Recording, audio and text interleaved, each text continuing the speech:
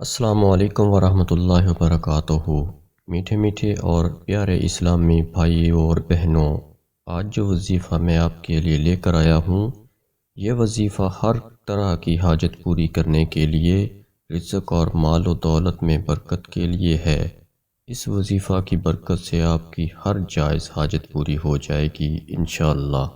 وظیفہ بتانے سے پہلے آپ بہن بھائیوں سے گزارش ہے کہ ہمارے چینل کو سبسکرائب کر لیں اور گھنٹی کو دبا دیں۔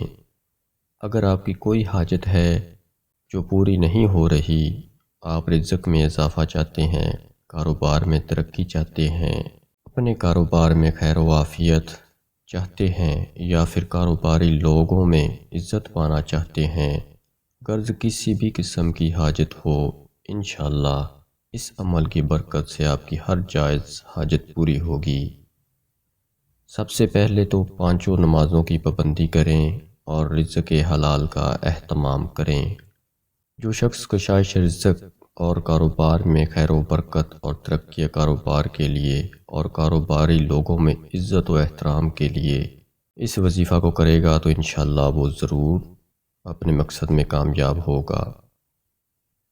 سورۃ الحجر کو کسی بھی نماز کے بعد باوضو کسی سفید کاغذ پر زعفران و عرق گلاب سے لکھ کر اپنے پاس رکھے،